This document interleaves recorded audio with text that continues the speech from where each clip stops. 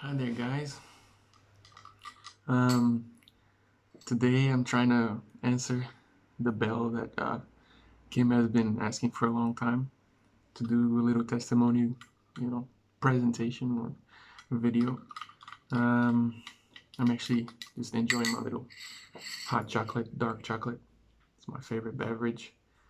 Uh, yeah, so let's get into it. Just leave it over here. Um, I'm not sure if you guys know anything about me. uh, as much as we've gotten to know each other lately, but I'm Pedro. I'm originally from Brazil. I've been living in Portugal since I was like 8, 9 years old. Um, and basically going to the point now, which is like how God saved me as a pagan. I mean, the story is quite long, so I feel like when Kim asked me to write it down, it would be difficult because it would take a long time to write down everything and every detail. And then I saw Osa's video and I got like, okay, maybe I should do a video. Maybe it's a bit better. So yeah, so basically we begin from when I was in school. I can begin when I was like in my last year of quote unquote high school. Here in Portugal, we have a technical course. I was doing an IT course or whatever. Back at that point, my belief systems were I was an atheist. I did not believe in any God.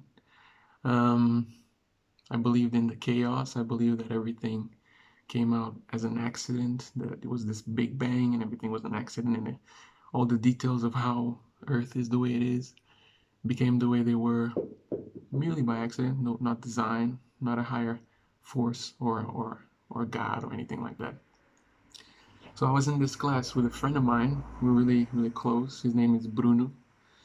And it just so happened that we happened to be the most atheist student in the class. We were like legitimately like militant atheists, to the point where we had heroes, like we had people that we followed that we really identify with, like Richard Dawkins, and people from the astrophysicist realm, like Neil deGrasse Tyson and Michio Kaku, because we're very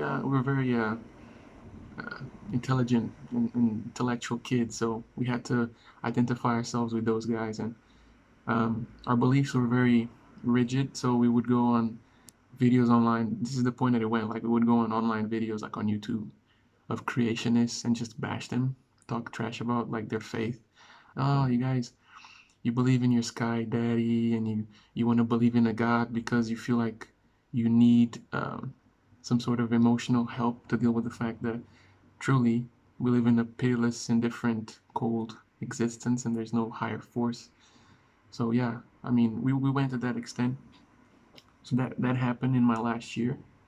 It got to a point where actually we had to do a work for the class on religion, and he actually picked our the religion we chose, quote unquote religion, was Satanism. Um, and it's interesting because in our ignorance, we did a presentation on it, which he basically wanted to say that Satanism wasn't about worshiping the devil, it was just about, focusing on self, bettering self, trying to not do harm to other people, and basically self-worship. But looking back now, we can understand that you don't need to worship the devil to be a Satanist. As long as you worship yourself, you're already being a Satan, an adversary. So that was that. So then we went through school. That ended. Um, I was actually telling Kim that I finished high school when I was like 16ish. I was not 17 yet. So then my parents didn't have enough money to get me through college because also my grades weren't that good to warrant a scholarship. So then, yeah, my mom told me, okay, you're young, so you can stay 1 year at home, not doing anything. You can rest from all the school that you've been through, and then you can find a job at some point. So in that year, I mean, a lot of things happened that I got myself into that weren't that good.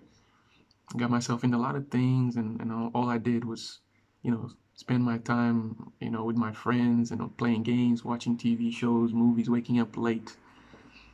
It just became ridiculous. Like, it was bad. At that time, it was like 6 or 7 month period that I stayed at home. At that time, I got into some things that aren't as good. I learned a few things about um, what we call today is like pickup.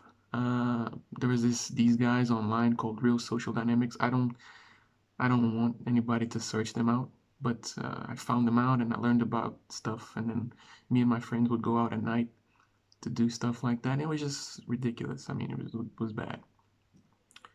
So then that happened, and we spent that year that was a bit dark. At the same time, I was becoming more and more demotivated. I never had worked in my life, never had looked for a job, so I didn't know how that would work out. I wasn't really confident. I didn't know how to do anything. So, and I was young. So, um, then an uncle of mine, he opened a coffee shop, and he told me, "Okay, come work with me as I start. I'll give you some experience." And I went, and I spent some time there. And my aunt would go by sometimes, and she would tell me about God, and she would say, "Oh, you gotta go to church, and you gotta believe God, you gotta have faith." And I would always answer back to her, "Nah, man, that's silly, that's foolish. Like the faith that you guys have is not real. How can you believe a God that allows all these things to happen, all this evil in the world? Like, no, no, I don't believe that, and I'm not gonna do that." So she would talk to me like that a lot, and it got a point where she got upset because I was always answering back. And she said, "You know what? Let's do this. I'm not going to say anything else to you anymore. One day, God is going to do something in your life and you'll see." And I said to her, "Well, let's see about that then. Let's see about that." Like almost in a arrogant, um, arrogant, ignorant, like challengey kind of way. Like, "Well, let's see about that." So, and I remember just thinking, like, man, this God that people talk about can't exist. Like this world is too wrong, it's too messed up for a God to exist. It just doesn't make any sense. So that happened, and after like 3 months, I stopped working with my uncle. I went back to doing nothing at home. But then it happened that like I had to start finding a job. I mean, um, my mom, she did so much, going from Brazil to Portugal to give me some sort of an education, a future, resources. And I felt like I was letting her down because I was at a part of my life where I was really in darkness. I was really down. I was unmotivated, uncertain about my future. I had no confidence. I didn't think I could pull it off. I was afraid of the market. I was afraid of the work, doing work in general. Never had work in my life. And I wasn't looking for jobs anyway. I wasn't looking. I was a disgrace, man. I was like down. I wouldn't recognize it back then, but I felt like I was slightly depressed. Slightly depressed. I wouldn't acknowledge that, but maybe that's where I was kind of. And then something happened one day where, like, my room is over here, and the next room is my mom's room and my stepdad's room. And I was laying in bed and I could kind of hear them talk. And I heard him say something like, "Your son, he's good for nothing. He doesn't do anything. He's not looking for jobs. He's an embarrassment. He's a shame."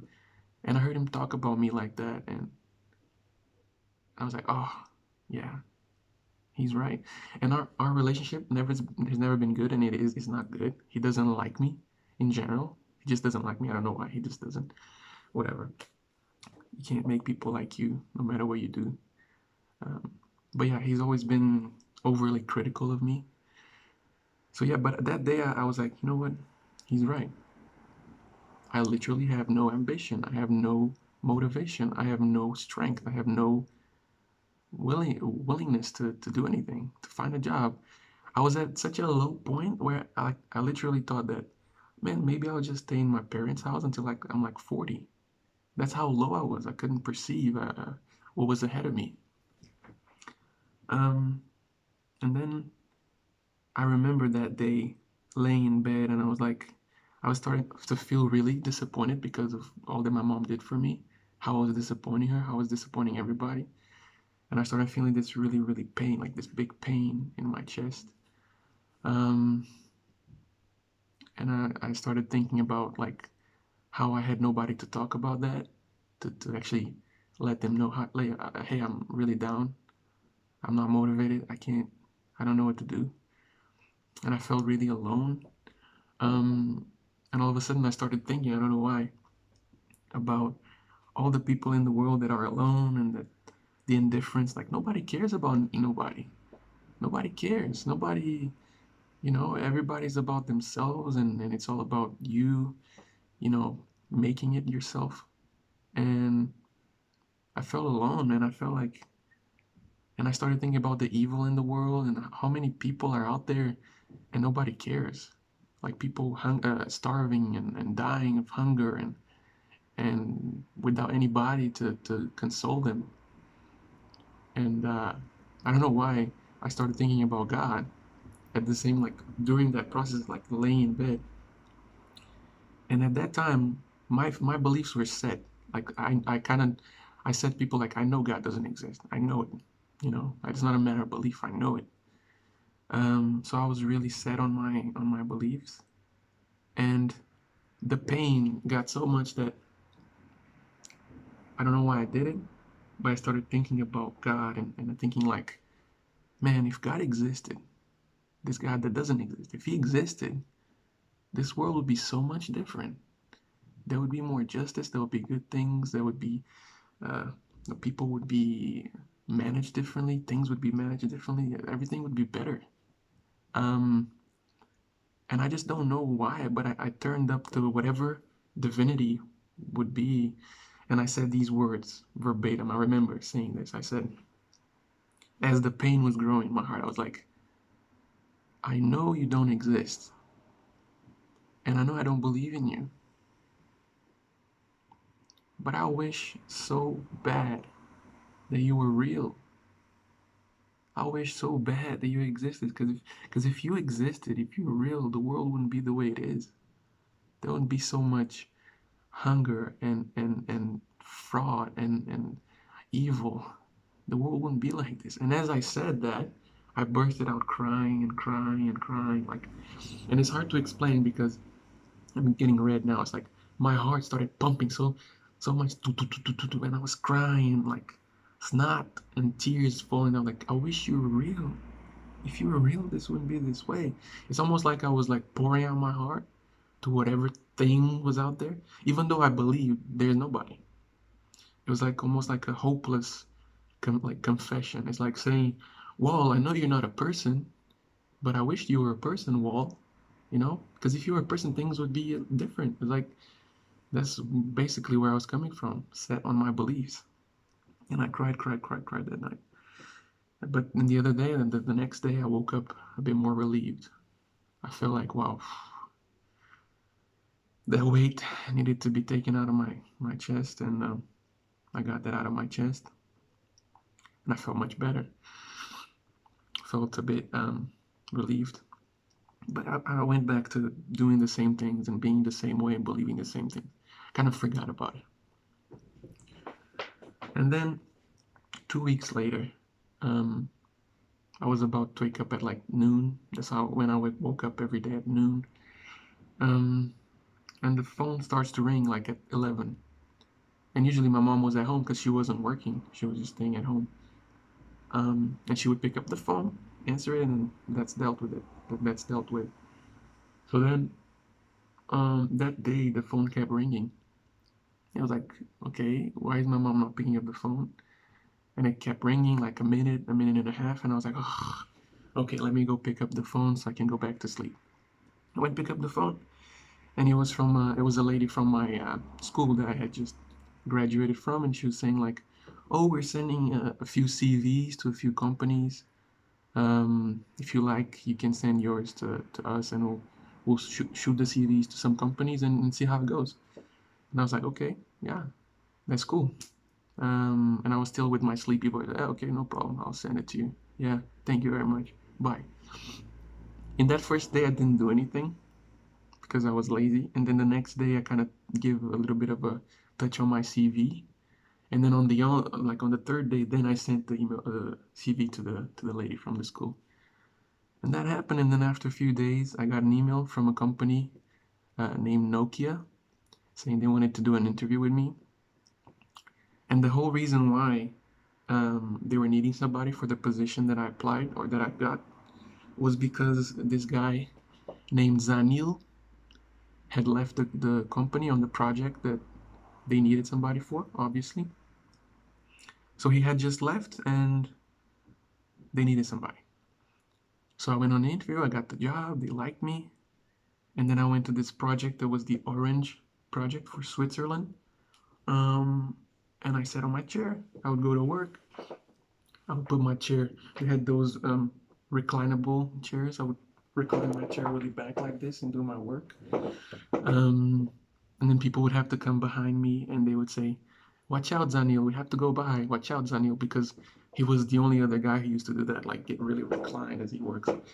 Um, so they started saying that, and then we would go to break times and they would talk about Zanil, how he used to bet on football, like soccer games, and he used to make a lot of money because somehow he always knew what teams are going to win. I don't know how. He did like a family business thing. But he had moved to Mozambique um, to do some work with his family there or whatever. So that's why I got the job. I had to replace him, and they started calling me, like associating me with him somehow. That's cool. And then after like 5 months, there was a period of like having to cut short people on the project. I was the youngest. I was like barely 18. So I got called on a Monday in February. I think it was like 2nd of February. And they were saying, okay, yeah, we're gonna have to let you go because doing this and this is happening, and unfortunately, you were part of the people who have to go. And I broke down. I was like, what? No, I need this. And my family was going through some really hard financial times, so they needed my help. They needed me to have that job. And all of a sudden, they say it's done. And I was sad, and I remember I was sitting in front of two people telling me that they had to let me go. And I was like crying, like, but please find me another position, any other place that I can do or work. Can't you not find anything else for me? No, no, no, it's fine. You're young. You're gonna find something else. You'll be fine. Blah blah. It's okay. I went home. I was broken, because like really, it was a hard knock. In our kind of security financially. But then like I stayed at home for like 2 weeks, and I had a throat infection as well. A really really bad throat infection the first 2 weeks. And then when I recovered, the first time I went to look for a job, I found a company called Sell by Tel, which they do like services for Apple. And I applied, and they replied to me, like I applied on a Monday, they replied on a Tuesday, and they called me to go there on like a Wednesday for an interview. Thursday, it was like a group assessment thing, and then on Friday I went there to sign a contract. But the woman said to me, okay, because you came at the end of this wave of hiring people, you're not going to start in the beginning of March because it was almost at the end of February. So you're going to have to start in April. And I said, okay, well, that means I have a month to see what I'm going to do because the job was really far away from home. So I had to find a room so I can be close to the workplace. Okay, cool, I have a month. And then they start the training. Usually to work there, you have to have a 1 month of training. So then on the third day of the training, the lady calls me and says, okay, there's this lady who gave up now. So you're going to have to come and replace her and be part of this group straight away. And I was like, okay. So I kind of had to take a train all the way there in the morning, which is like, it's difficult to get there from where I live. And I went there, and when I got there, the room of the training, um, you get into the room, and there's like computers, Apple computers, set in a U shape.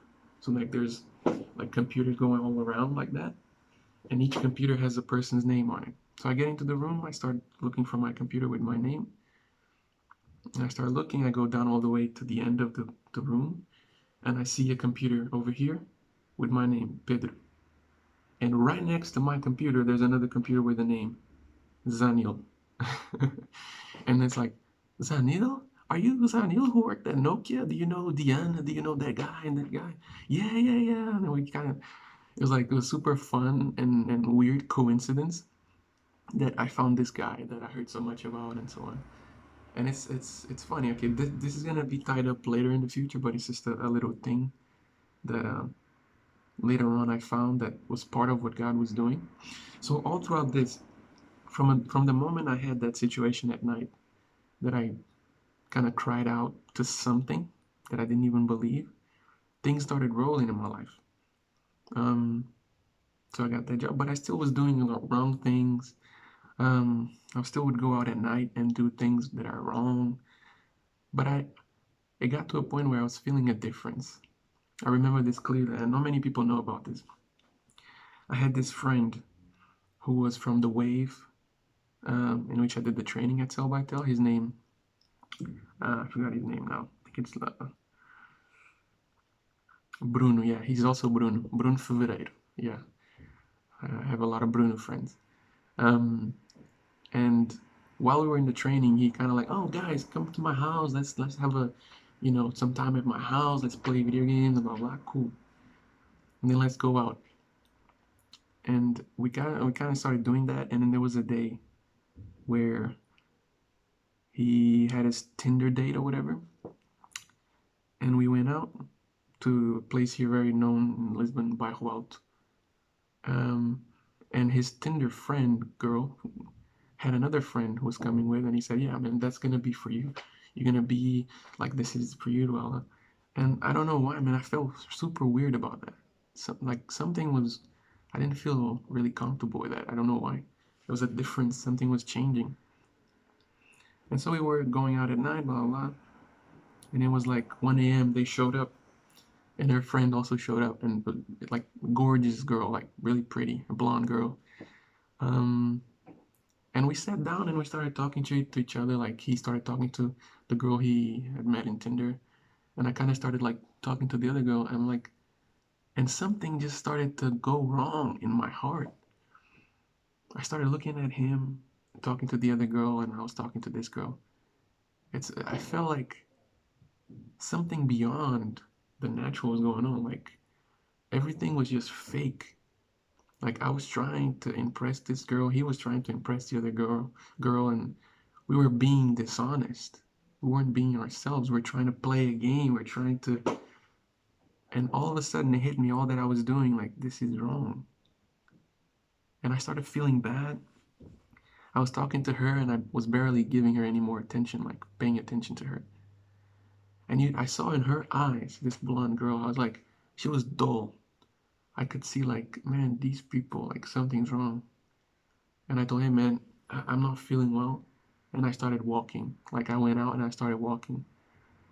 And as I was walking, I remember like, man, what's going on with me? This never used to happen. I was never like this. And as I was walking away from that crowd, from that whole vibe, and I started looking at the stars and walk and breathe, like I started feeling at peace. It was like this huge weight on my chest was pulled away. I was like, wow, what's wrong with me?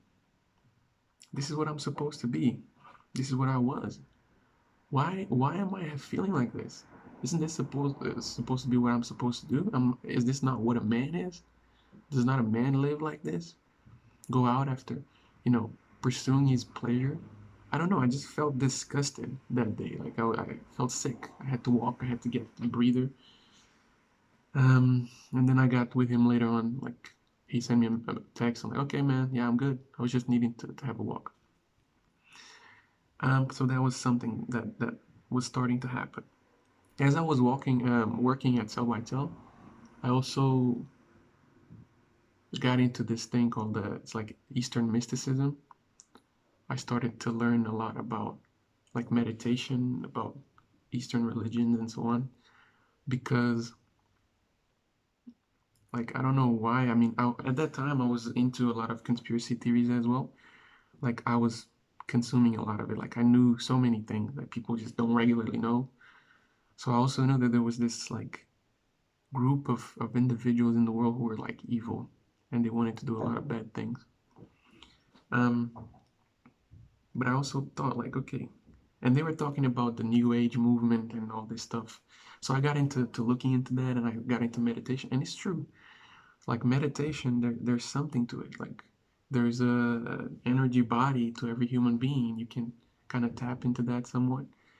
So that got me into thinking, okay, we're not just physical. But if we're not just physical, then there must be a higher being. If we're our energy and we are, um, if we're not just physical, if we're spiritual, then there must be a supreme being. Because if there's no supreme being, then there's no control over everything. I mean, or anything. Everything is chaotic. It's a chaos. So it just can't be. So as I got into meditation and all those new age vibes, um, I never bought the idea that, and then they will teach you like, okay, you got to connect to the greater energy of the universe, and you have to connect to the spirit guides and ascended masters and so on, and you become a part of the universe and a part of God, and you become God and you ascend and you evolve spiritually. All this nonsense. I never believed that. I was like, no, I know for a fact I'm not a God. I'm not a part of God. I'm not going to ascend to any other position. I'm not going to evolve spiritually. This is not true. I couldn't believe that because I thought that if the spiritual existed, then there must be a supreme being. There must be. So yeah, that went on for a while, and then I got involved with this thing called multi-level marketing, or I think in America it's very prominent. Like it's basically you work for a company, but you work for yourself, and you have people that then work under you, and you sell products and so on. I was doing that on the side. Things started okay, but for some reason I thought that okay, now I should focus on becoming uh, financially free and focusing on making a life and so on. But again, everybody knows like whenever you get into that, like they always tell you, you gotta find your why, the thing that motivates you, that gets you pumping, that gets you going. And I always told myself that I'm doing this because I want to help people. This thing is really good for people, so I want to help people. But that didn't really push me, and I was like, okay, I gotta be honest. If it's not this, then what is it? Is it because I want to be rich? Is it because I want to have a mansion? I want to have nice cars, a good life? Is that it? And somehow that wasn't motivating me either. So I figured out like, man, like I'm at a point where I know that there is a higher being. There must be a higher being. There must be some sort of a God. And I don't know if I should just pursue my personal life goals or if I should pursue getting to the bottom of this. Because if it just feels like something is awkward, something's wrong, I must figure this out. Um, and in the middle of this, I remember when I used to watch some conspiracy theory videos. They would talk about how people would say they were abducted by aliens at night, and the only thing that would help them be free from these aliens were that they would call in the name of Jesus or whatever, and then the aliens would go away because Jesus is strong. And I never heard about this Jesus. I never had any encounter with Jesus. I never read the Bible. I wasn't part of the church. I was straight up pagan. I was a pagan. I grew up as a pagan. Never had any exposure to Christianity or church or liturgy or scripture or anything like that. So I didn't really have any opinion on Jesus because I never stopped to think about Jesus. I never really reflected. I always knew the slogan, oh, Jesus died for your sins. But so what? What does that even mean? What do you mean died for my sins? Sin? What is a sin? What is? Why would he die? There's no need to die. I didn't even give any thought. So there I was hearing about this Jesus, and at the same time that people are freaking out about conspiracy theories and these evil forces and evil people in the world trying to do bad things, there was this group of people saying like, yeah, but there's this God and there's Jesus and he defeated death and did this and that. And like, why are people stressing this man so much? Who is this man? It's just a story. Like, what's going on here? I don't understand why people are stressing this Jesus guy.